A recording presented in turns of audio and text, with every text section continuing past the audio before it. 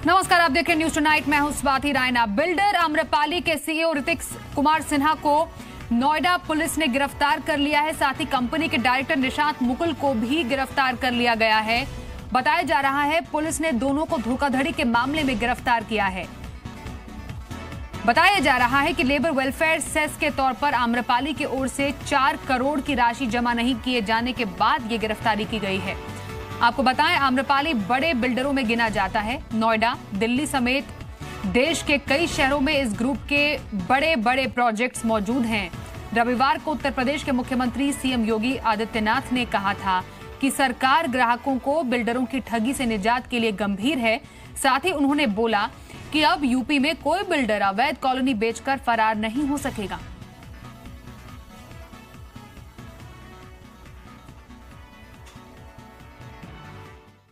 Amrapali group पे labour cess की recovery थी, जिसके संबंध में बार बार इनको सूचित किया गया। इनके यहाँ ड्रम बीटिंग की गई और इनको हिदायत दी गई कि आप कृपया लेबर का जो पैसा है सेस का 4 करोड़ 29 लाख, उसको पैसा आप जमा करवा दीजिए। लेकिन उन्होंने जमा नहीं करवाया। तो आज तहसीलदार ने उनको गिरफ्तारी वारंट जारी किया और उस गिरफ्तारी वारंट में उनके सीईओ की गिरफ्तारी हुई है, ऋषित कुमार सिन्हा जी, और उनके डायरेक्टर निशांत मुकुल, दो लोगों की गिरफ्तारी की गई। मेरे सहयोगी गौरव खोसला से बात करते हैं। गौरव, शुरुआत तो हो गई है, लेकिन उन ग्राहकों को इंसाफ कब मिलेगा जिनकी जिंदगी भर की कमाई फंसी हुई है इन प्रोजेक्ट्स में?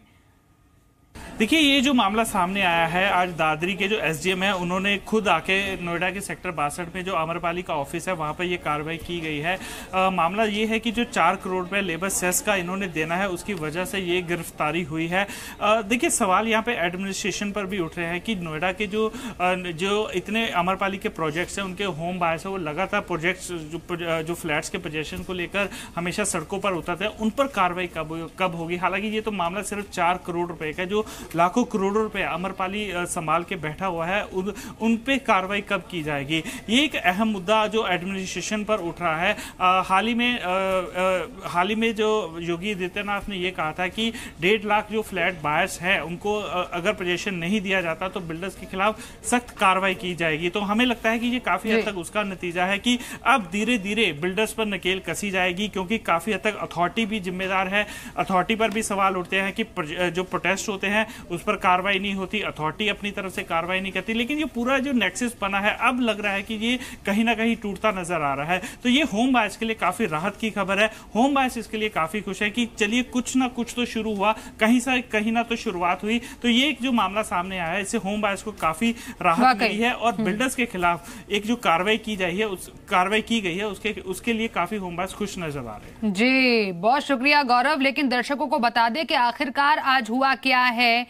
आम्रपाली बिल्डर सीईओ ऋतिक कुमार सिन्हा को, जो सीईओ है बिल्डर आम्रपाली के, उन्हें नोएडा पुलिस ने गिरफ्तार कर लिया है। साथ ही कंपनी के डायरेक्टर निशांत मुकुल को भी गिरफ्तार किया गया है। हम आपको बता दें कि कल ही उत्तर प्रदेश के मुख्यमंत्री योगी आदित्यनाथ ने कहा था कि सरकार ग्राहकों को बिल्डरों की ठगी से निजात के लिए गंभीर है। सुनिए। दूसरा जो कार्य हम करें, जो आवासीय स्कीम हम लोग लेकर के भी आए, उसको आधा दोहराना छोड़ें। अक्सर आप देखें, आप चले जाइए नोएडा, ग्रेटर नोएडा में, वहां समस्या क्या है? वहां तो यही समस्या पैदा कर दी गई है, अधूरे छोड़ दे गए। वहां पर हर तबके का व्यक्ति परेशान है, हर व्यक्ति परेशान है। 1.5 लाख से ऊपर ऐसे बायर्स हैं जिन्होंने पैसा दे रखा है लेकिन उनको आवास नहीं मिल पा रहा है। और यह सबसे बड़ा संकट है। ये तो 4 करोड़ रुपए का मामला है, और भी बड़े बड़े मामले हैं। फिलहाल थोड़ी बहुत कार्रवाई तो हुई है, लेकिन अगर हम बिल्डरों की पैंतरेबाजी की बात करें, वो भी खत्म होने का नाम नहीं ले रही। मसलन रियल एस्टेट रेगुलेशन एक्ट यानी रेरा पूरे देश में 1 मई से लागू हो चुका है। 31 जुलाई तक नियमों के हिसाब से रेगुलेटर के पास सभी रियल एस्टेट प्रोजेक्ट्स का रजिस्ट्रेशन कराना भी जरूरी है। लेकिन बिल्डर्स इससे बचने के लिए नई पैंतरेबाजी शुरू कर चुके हैं। कुछ बिल्डर्स ने ऑनगोइंग प्रोजेक्ट्स को इसके तहत शामिल करने को लेकर कोर्ट का दरवाजा खटखटा दिया है। रेरा की राह की मुश्किलें ही खत्म नहीं हुई है। अभी तक कई राज्यों में रेगुलेटर अपॉइंट ही नहीं हुए हैं। पश्चिम बंगाल, तेलंगाना जैसे राज्यों ने तो अभी तक रूल्स भी नोटिफाई नहीं किए हैं। उत्तर प्रदेश में अभी तक वेबसाइट नहीं बना है। सवाल यही है कि आखिर 31 जुलाई तक सारे प्रोजेक्ट रजिस्टर्ड कैसे होंगे? साथ ही क्या रियल एस्टेट सेक्टर का ये सबसे बड़ा रिफॉर्म कानूनी मसलों और राज्यों की लेट लतीफी में कहीं फंसकर तो नहीं रह जाएगा?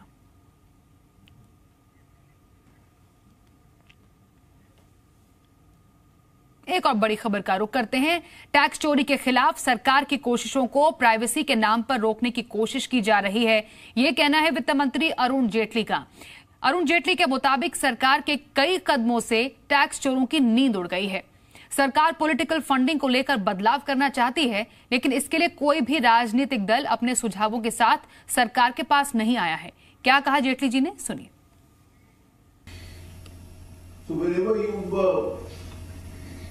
You take some effective anti-evasion measures, like linking the PAN card with the Aadhaar number to avoid multiple PAN cards itself, or to keep a watch on the nature of the expenditure, that the expenditure is compliant with the declared income of an assessee. You will find non-compliances being defended these days even in the name of privacy. We are now out to tackle the next step, which is political funding. Because the truth is known and people are still reluctant to offer suggestions. And therefore, if suggestions don't come and consensus eludes us, then the government of the day can't run away from its responsibility. It will have to announce its decision, which will then become the law of the land. Income tax विभाग ने बेनामी property act के तहत 233 property जब्त की है। CBDT chairman के मुताबिक जब्त की गई प्रॉपर्टी की वैल्यू 840 करोड़ रुपए है। उन्होंने कहा कई शेल कंपनियों की पहचान की गई है और साथ ही उनके खिलाफ कार्रवाई हो रही है। उन्होंने कहा एनआरआईज को इनकम टैक्स रिटर्न भरने के लिए सभी बैंक अकाउंट को डिक्लेयर करने की जरूरत नहीं है। उन्होंने कहा कि सिर्फ उन्हीं लोगों को बैंक अकाउंट देने की जरूरत है जिन्हें रिटर्न मिलना है। क्या क्लैरिफिकेशन दी गई है, सुनिए। सर, एनआरआईज को लेकर के बहुत सारे इश्यूज आ रहे हैं कि उनसे बहुत सारे क्वेरीज लिए जा रहे हैं। टैक्स डिपार्टमेंट उनको किस तरीके से एश्योर करेगा? किस तरह की इंक्वायरीज हो रही हैं, आप मुझे बताइए। बैंक डिटेल्स उनको फॉरेन के बैंक देखिए वो खाली एक ही कंडीशन पे दिया गया है कि if they want any refund then they can give that bank account. It is absolutely optional. If they want to give, they should give it. Otherwise, if there is no need of a refund, then they cannot fill into that particular. That is only the utility. It is not mandatory. It is not mandatory. I think that is clarifying the whole situations. Vodafone idea merger को competition commission of India यानी CCI की मंजूरी मिल चुकी है। सूत्रों के मुताबिक CCI ने दोनों कंपनियों के मर्जर को बिना किसी शर्त के मंजूरी दे दी है। सूत्रों का कहना है कि इस बारे में सीसीआई ने दोनों कंपनियों को अप्रूवल की चिट्ठी भी भेज दी है। अब दोनों कंपनियां मर्जर की अगली मंजूरी के लिए सेबी के पास एप्लीकेशन देंगी। दोनों कंपनियों को बाकी की जरूरी मंजूरियां अगले 6 महीने हासिल कर लेने की उम्मीद है। इसी साल मार्च में दोनों कंपनियों ने मर्जर का ऐलान किया था और इस मर्जर के बाद बनने वाली कंपनी देश की सबसे बड़ी टेलीकॉम कंपनी बन जाएगी। आइडिया बोर्ड ने कंपनी को वोडाफोन में मर्जर को मंजूरी दी थी। आय कम दिखाकर सरकार को चूना लगाने वाली भारती एयरटेल, वोडाफोन, आइडिया समेत 6 टेलीकॉम कंपनियों की मुश्किलें बढ़ने वाली हैं। सेबी और मार्केट रेगुलेटर सेबी और एक्सचेंज लिस्टेड टेलीकॉम कंपनियों से इस बारे में सफाई मांग सकती है। दरअसल सीएजी के ऑडिट में यह खुलासा हुआ है कि वित्त वर्ष 2011 से 2015 के दौरान 6 टेलीकॉम कंपनियों ने अपना सालाना रेवेन्यू कम किया, जो कि 61,000 करोड़ रुपए होता है, जिसे सरकार को स्पेक्ट्रम चार्जेस और लाइसेंस फीस के तौर पर 7,697 करोड़ की चपत लगी। इन टेलीकॉम कंपनियों पर 4,531 करोड़ रुपए रेवेन्यू इंटरेस्ट भी बकाया है, यानी टेलीकॉम कंपनियों कुल 12,229 करोड़ रुपए सरकार को चुकाने हैं। लेकिन इसी बीच रिलायंस जियो के साथ चल रहे टेलीकॉम वॉर के बीच भारती एंटरप्राइज के चेयरमैन सुनील भारती मित्तल से रिलायंस जियो के फीचर फोन के एयरटेल पर असर के बारे में पूछा गया तो उन्होंने कहा कि अभी रिलायंस जियो को 1 ही साल हुआ है, जियो के बारे में वो 1 साल बाद बात करेंगे। Some shareholders have raised concern on the feature phone of the Jio. How it is going to impact the revenue of the Bharti Airtel? ये तो आप उनसे पूछिए यार, मेरे से क्या पूछे। Is it going to impact the Bharti Airtel revenues, please? यार साल होने को आ गया ना, 1 साल बाद फिर बात कर लेंगे।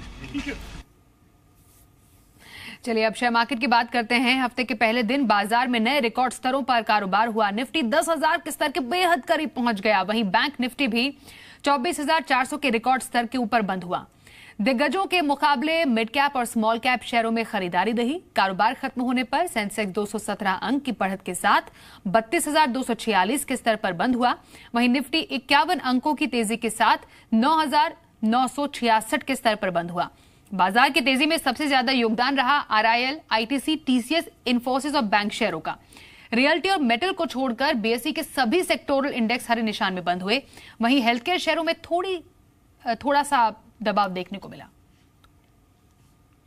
आई थिंक मार्केट अर्निंग से कहीं आगे निकल चुका है और जैसे मैं थोड़ी देर पहले जिक्र कर रहा था, मुझे लगता है कि market has already started discounting what FY19 earnings would be. मेरा ये मानना है कि अगर आप FY19 के भी अर्निंग्स को फैक्टर इन कर दें तो भी मुझे लगता है कि फिलहाल मार्केट थोड़ा ओवर वैल्यूड है और रिटेल इन्वेस्टर्स को स्पेशली यहाँ पे बहुत कॉशन एक्सरसाइज करना चाहिए अगर वो निवेश करने की बात के बारे में सोच रहे हैं। वैसे आज निफ्टी के 10,000 के आंकड़े को छूने की उम्मीद थी और इसे लेकर क्या माहौल रहा, जायजा लिया हमारे सहयोगी अनुराग शाह ने। शेयर बाजार में आज हर किसी को इंतजार था कि निफ्टी जो 10,000 का मार्क है, 10,000 का साइकोलॉजिकल मार्क है, उसको छू लेगा। लेकिन पूरे दिन आज निफ्टी ने लुका छिपी का खेल खेला, बहुत करीब आया। करीबन 18 पॉइंट की ही दूरी बची थी 10,000 के मार्क के पीछे। फिर वापस निफ्टी नीचे गया, फिर वापस ऊपर आया, तो ऊपर नीचे का खेल चलता रहा और अंतिम क्षण तक करीबन 2:30 पौने 3 बजे तक लग रहा था कि आज निफ्टी 10,000 का स्तर छू लेगा। लेकिन निफ्टी जो है 9966 के स्तर पे बंद हुआ, 50-51 पॉइंट बढ़ के। और अब कल उम्मीद की जा रही है कि निफ्टी जो ये 10,000 का स्तर है इसे छू लेगा।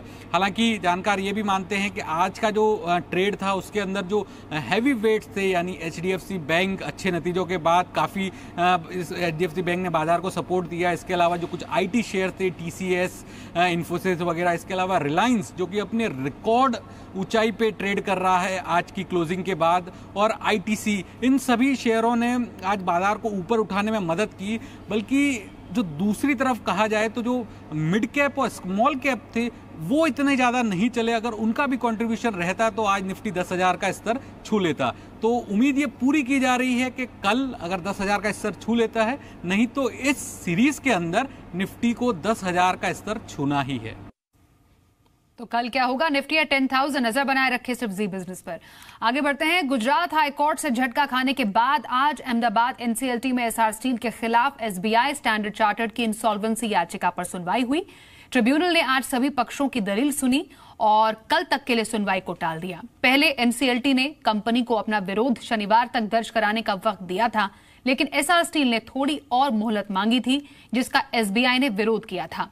SBI का कहना था कि गुजरात हाईकोर्ट में काफी लंबे समय तक सुनवाई चली। उसी दौरान एसआर स्टील के पास अपना विरोध तैयार करने के लिए काफी वक्त था। आपको बताएं कि SBI और स्टैंडर्ड चार्टर्ड बैंक ने एसआर स्टील के खिलाफ इंसॉल्वेंसी प्रक्रिया शुरू करने के लिए अलग अलग याचिकाएं दी हैं। एसआर स्टील पर बैंकों का 34,000 करोड़ रुपए बकाया है। डिजिटल पेमेंट प्लेटफॉर्म फ्रीचार्ज को खरीदने के लिए अब Amazon भी मैदान में कूद पड़ी है। सूत्रों के मुताबिक Amazon ने फ्री चार्ज को खरीदने के लिए 7 से 8 करोड़ डॉलर यानी करीब 466 से 532 करोड़ रुपए का ऑफर दिया है। Amazon भारत में अपने Amazon पे को मजबूत करने के लिए फ्री चार्ज को खरीदना चाहती है। Amazon ने अभी Amazon इंडिया के ऑपरेशंस को मजबूत करने के लिए 500 करोड़ डॉलर का निवेश किया है, जिसमें 130 करोड़ रुपए Amazon पे के लिए अलॉट किए गए हैं। फ्री चार्ज स्नैपडील की सब्सिडियरी कंपनी है और फ्री चार्ज को बेचकर स्नैपडील अपने घाटे को कम करना चाहती है। वहीं सूत्रों के मुताबिक फ्री चार्ज को खरीदने के लिए Amazon के अलावा एक्सिस बैंक, पेटीएम और एयरटेल मनी भी रेस में है। रोड ट्रांसपोर्ट मंत्री नितिन गडकरी ने कहा कि भारत में ड्राइवरलेस कार को लेकर कोई फैसला नहीं हुआ है। गडकरी ने कहा कि मौजूदा समय में भारत में ड्राइवरलेस कार से रोजगार को झटका लगेगा। नितिन गडकरी ने यह भी कहा कि सरकार कारों की संख्या घटाने की कोशिश कर रही है और इसमें इलेक्ट्रिक व्हीकल्स की भी बड़ी भूमिका होगी। नितिन गडकरी ने यह भी कहा कि सरकार ने टेस्ला को भारत में मैन्युफैक्चरिंग यूनिट लगाने का न्योता दिया है, लेकिन इंपोर्ट ड्यूटी नहीं घटाई जाएगी। खबर महाराष्ट्र से, जहां पर किसान कर्ज माफी के लिए आज से अर्जी दे सकेंगे। राज्य सरकार ने इसके लिए राज्य भर में अर्जियां देने के लिए 25,000 ऑनलाइन हेल्प सेंटर बनाए हैं। किसानों को अर्जियां देने के लिए 1 महीने का वक्त दिया गया है। किसानों को अर्जी के साथ साथ आधार नंबर देना भी जरूरी होगा। किसानों को अर्जी के लिए नाम, आधार नंबर, जिस खाते से लोन लिया और अदा नहीं कर पाए उसका नंबर, पत्नी और अवयस्क बच्चों के खातों का नंबर भी भरना होगा। साथ ही यह भी लिखित में देना होगा कि राज्य सरकार ने कर्ज माफी योजना के लिए जो पैमाना तय किया है उसके तहत वो योग्य है या नहीं।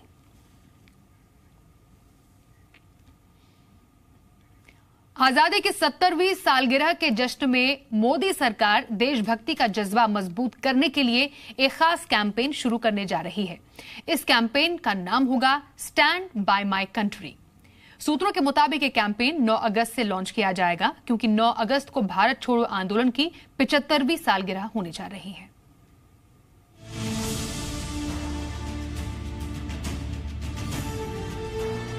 आजादी के जश्न के मौके पर मोदी सरकार युवाओं में देशभक्ति की नई लहर पैदा करना चाहती है। इसी के लिए छेड़ा जा रहा है एक खास campaign, I stand by my country. सूत्रों के मुताबिक ये एक मल्टीमीडिया कैंपेन है जिसका फोकस होगा युवा पीढ़ी। कैंपेन के जरिए युवाओं में गर्व और जिम्मेदारी का भाव जगाया जाएगा। सूत्रों के मुताबिक इस बारे में सूचना प्रसारण मंत्रालय को ब्रीफ कर दिया गया है। इस साल 9 अगस्त को जहां भारत छोड़ो आंदोलन के 75 साल पूरे हो रहे हैं, वहीं 15 अगस्त को आजादी की 70वीं सालगिरह मनाई जाएगी। ऐसे में मोदी सरकार का मानना है कि देश की आधी आबादी जिनकी उम्र 25 साल से कम की है, अगर उन्हें आजादी के 2 अहम पड़ावों को याद दिलाया जाए तो उनके अंदर देशभक्ति का जज्बा मजबूत होगा। सूचना प्रसारण मंत्रालय को जो ब्रीफ दिया गया है उसके मुताबिक कैंपेन का मकसद भारत को साहसी और निर्णायक देश के तौर पर पेश करना है। वो भारत जो अपना भविष्य सुरक्षित कर सकता है और सुधारों के रास्ते पर है। कैंपेन में बताया जाएगा अगले 5 साल में एक नया भारत तैयार होगा जो भ्रष्टाचार और काले धन से मुक्त होगा। I stand by my country campaign में ये साबित करने की कोशिश की जाएगी, साइंस टेक्नोलॉजी हो या फिर स्पोर्ट, अध्यात्म और कला हो या फिर अंतरिक्ष में खोज, भारत हर क्षेत्र में अपना लोहा मनवा चुका है। साथ ही अर्थव्यवस्था, रक्षा या दूसरे क्षेत्रों में भी भारत गर्व के साथ ग्लोबल पावर बनने की करीब है। आलोक प्रियदर्शी के साथ ब्यूरो रिपोर्ट, जी मीडिया। राष्ट्रपति प्रणब मुखर्जी ने देश के नाम अपना आखिरी संबोधन दिया। इस संबोधन में राष्ट्रपति ने देश से जुड़े कई मुद्दों का जिक्र किया। राष्ट्रपति प्रणब मुखर्जी ने देश के नाम अपने आखिरी संबोधन में देश में हो रही हिंसा को लेकर चिंता जताई। राष्ट्रपति ने कहा कि समाज का हिंसा से मुक्त होना जरूरी है। In the democratic process, power of non violence has to be resurrected to build a compassionate and caring society. राष्ट्रपति प्रणब मुखर्जी ने अपने संबोधन में कहा कि भारत की आत्मा बहुलवाद और सहिष्णुता में बसती है। The multiplicity in culture, faith and language is what makes India special. We derive our strength from tolerance. It has been part of our collective consciousness for centuries. इससे पहले पीएम मोदी ने राष्ट्रपति प्रणब मुखर्जी की लिखी किताब सेलेक्टेड स्पीचेस का विमोचन किया।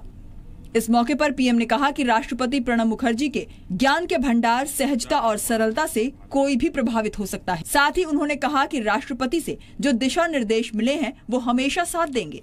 ये उन्हीं का कारण था कि मुझे चीजें समझने में, निर्णय करने में उनकी बहुत मदद रही। वहीं देश के नव निर्वाचित राष्ट्रपति रामनाथ कोविंद कल शपथ लेंगे। दोपहर 12:15 बजे के करीब नए राष्ट्रपति को चीफ जस्टिस JS खेहर संसद के सेंट्रल हॉल में शपथ दिलाएंगे। शपथ लेने के बाद रामनाथ कोविंद का संसद में भाषण भी होगा। फिर रामनाथ कोविंद और मौजूदा राष्ट्रपति प्रणब मुखर्जी राष्ट्रपति भवन जाएंगे। राष्ट्रपति भवन में नए राष्ट्रपति को गार्ड ऑफ ऑनर दिया जाएगा। इसके बाद रामनाथ कोविंद प्रणब मुखर्जी को उनके नए घर तक छोड़ने जाएंगे। रामनाथ कोविंद देश के 14वें राष्ट्रपति बनेंगे। राष्ट्रपति के शपथ ग्रहण समारोह में कई राज्यों के राज्यपाल और मुख्यमंत्री भी शामिल होंगे। मॉब लिंचिंग के मुद्दे पर कांग्रेस ने लोकसभा में आज जबरदस्त हंगामा किया। हंगामे के दौरान कांग्रेस सांसद वेल तक आ गए, जिसके बाद लोकसभा अध्यक्ष ने कांग्रेस के 6 सांसदों को सस्पेंड कर दिया। लोकसभा में मॉब लिंचिंग मुद्दे पर चर्चा की मांग को लेकर आज कांग्रेस सांसदों ने हंगामा किया और वेल में आकर नारेबाजी की। कांग्रेस सांसदों ने स्पीकर की ओर कागज के टुकड़े भी फेंके। स्पीकर ने कांग्रेस के 6 सदस्यों को 5 दिन के लिए सस्पेंड कर दिया। श्री गौरव गोगोई, उन्होंने टेबल के ऊपर से, जहां हमारा स्टाफ बैठा हुआ है, वहां से कुछ पेपर उठाए, पेपर हवा में लहराए, कुर्सी की तरफ फेंकेगी। फिर श्री के सुरेश जी ने भी टेबल पे से कुछ पेपर उठाए, उनको फाड़ा भी है, टुकड़े किए और चेयर की तरफ वो कागज फेंके गए। श्री अधीर रंजन चौधरी, श्रीमती रंजिता रंजन, कुमारी सुष्मिता देव एंड श्री M.K. राघवन, इन लोगों ने भी इसी प्रकार पेपर फाड़े। अपने अपने हाथ के पेपर फाड़े होंगे, मगर पेपर फाड़े, उसके छोटे टुकड़े किए और वो चेयर की तरफ फेंके। कांग्रेस का कहना है कि फैसले के पीछे सत्ता पक्ष का अहंकार दिखाई दे रहा है। हमारी बात नहीं सुनी जा रही थी, हमें नजरअंदाज किया जा रहा था और हम विभिन्न प्रकार से हम ध्यान आकर्षण करने की कोशिश कर रहे थे कि चर्चा आज शुरू करें, लेकिन सत्ता पक्ष में इतनी अहंकार है कि उन्होंने चर्चा शुरू करने से साफ इनकार कर दिया।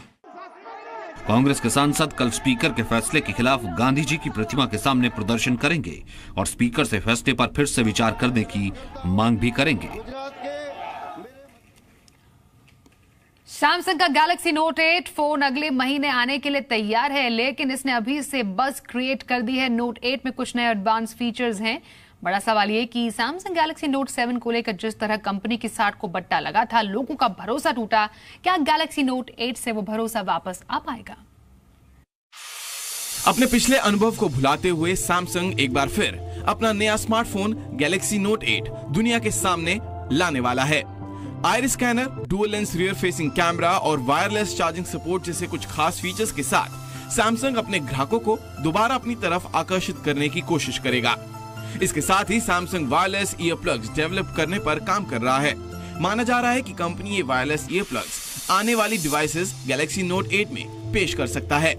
ये ईयर प्लग्स एप्पल के वायरलेस एयरपोर्ट्स जैसे हैं, जो आर्टिफिशियल इंटेलिजेंट असिस्टेंट बिक्सबी से लैस होंगे। हालांकि सैमसंग के लिए ये राह इतनी आसान नहीं होने वाली है, क्योंकि बाजार में मौजूद आईफोन 7 और गूगल पिक्सल जैसे स्मार्टफोन हैं। साथ ही इस साल एप्पल और गूगल अपने आने वाले फ्लैगशिप स्मार्टफोन से सैमसंग की मुश्किलें जरूर बढ़ाएगा।